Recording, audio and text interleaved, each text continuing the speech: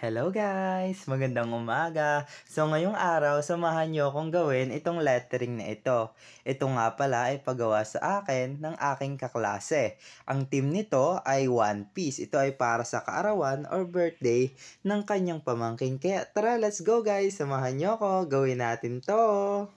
Hi guys! Hello! Welcome! So ngayon ay ako may ginagawa ditong lettering. Yan.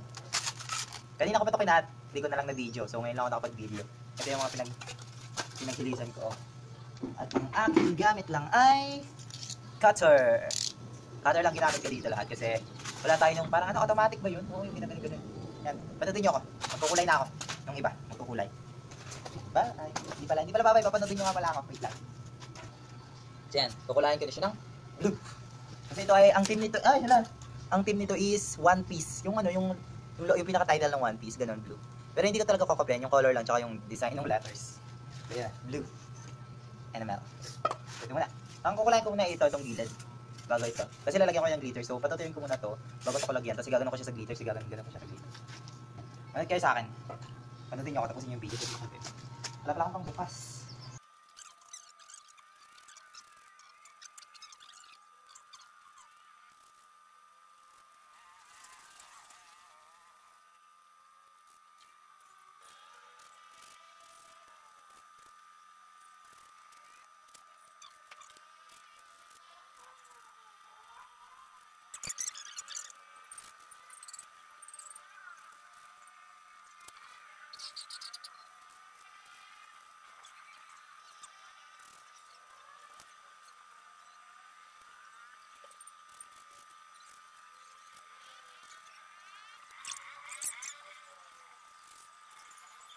Letter U niya. Ito yung buhay.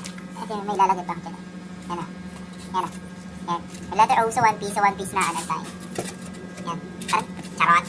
May naisip kayo dun oh. Ano naisip ko dyan? Dito sa gilid. Ano yan? Yan, nagkakanta rin yan. Circle medyo mahirap pero kailangan. Charot. Dumidilim eh.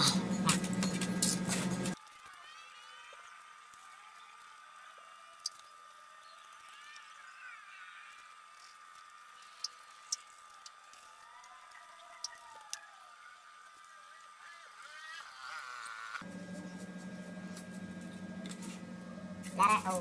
Yan yung maging letter O natin. Yung parang sa One Piece, yung pinakauna niya, yung may bungo. Yan yun. Yes. Yan. Ganyan. Tapos ano ko pa yan. Gagamitin ko siya ng glitter foam para mabuo yung bungo. Yung may sombrero. Tapos red. Tapos black. Black yung eyes niya eh. Hanggang na mag-cut. Yan. Cut na siya pa. Letter O na siya. So ngayon, dahil tapos na tayo maglagay ng mga kulay sa gilid. Ano siya lahat? Lalagay na ako ng glitters. Which is also blue. Dito ko na ang gagawin lang. Dito. Siyempre, simula sa pinakauna sa S. Ano siya? Hindi siya. Dahil quick drying ng mabilis siyang matayo. Siyempre, pintura, hindi pwede mawala.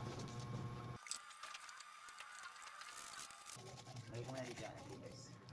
Para, gagawin ko na siya naman. Tingnan natin.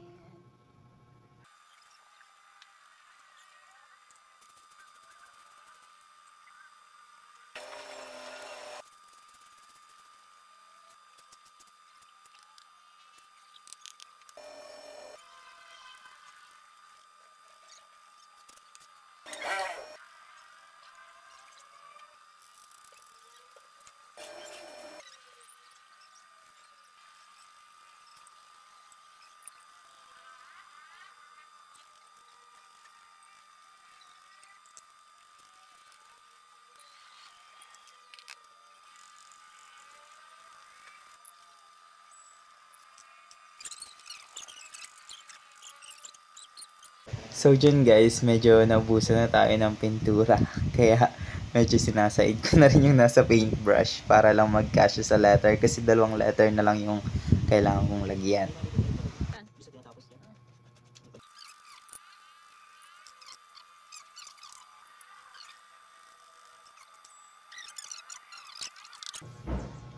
Ano, iisip ko kahit na ito. Naulas doon ang ampon. Kanina ko pa naiisip, wala lang talaga akong makausap. Sure, siyempre dyan, continue pa rin yung pagsaid natin kasi isang letter na lang, which is yung letter O. Kaya, Kaysa naman bumili pa tayo ng bago, tapos hindi natin magamit yung iba, syempre, said-said na lang. So, yan. Tapos na yung pag-glitters natin. Konting-konti na lang. So, yan. Nasa uling part na tayo. Matatapos ko na yung ano. Ito. Isa na lang. Hindi ko na video kung paano ko ginawa. Pero yun. Galing mo nga muna. Nagkaling ko daw muna para mapakita kung paano ginawa eh. Ay, po. Hindi ko na makita. Yung isang buto na lang oh. Lahat na meron oh. Diba? Letter O. Hindi ko na nakakita. Pagod na pagod ako. Nakalimutan ko mag-video. Akis.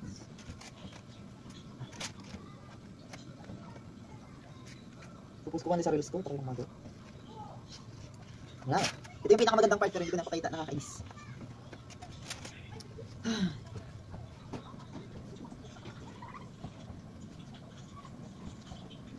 Yung sulak niya video na. Nakalimutan ko tuloy. Ako yung video ng process pa. Wala na. Siguro naman yung sa likod makikita ko. Sa likod. Ay, may parang. Oo. Siguro na. Wala ba?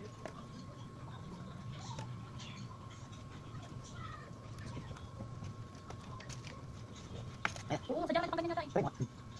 Ganda no? Kasi siya. Pwede try mga ginamit ko. Yung mga color foam. Ay, glitter foam. Yung may pandikit. Yan. Yung mga kulay. Gold, red, gold, and silver. Red, gold, black, silver. Parang mag-okay. Tadaan, tadaan, tadaan, tadaan, tadaan, tadaan.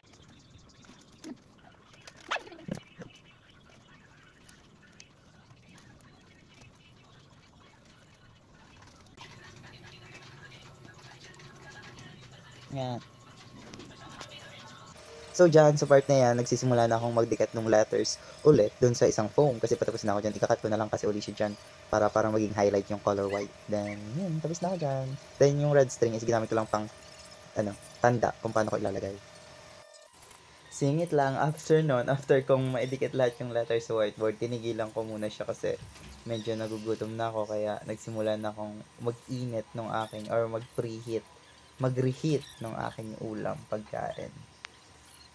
So, yun lang guys. So, after ko kumain, yun na nga, continue na uli sa pagkakat. Bago pala dyan, lumabas muna ako, may binili muna ako sa labas. Then, continue sa pagkakat ng sides para maano yung highlight niya, yung white foam sa gilid. So, yan, malapit na tayo.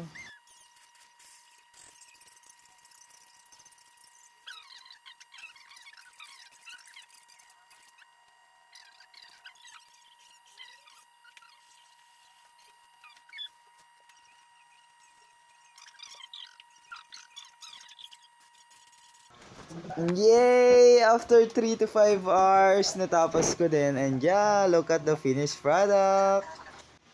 So yan, thank you guys. Hope you like the video.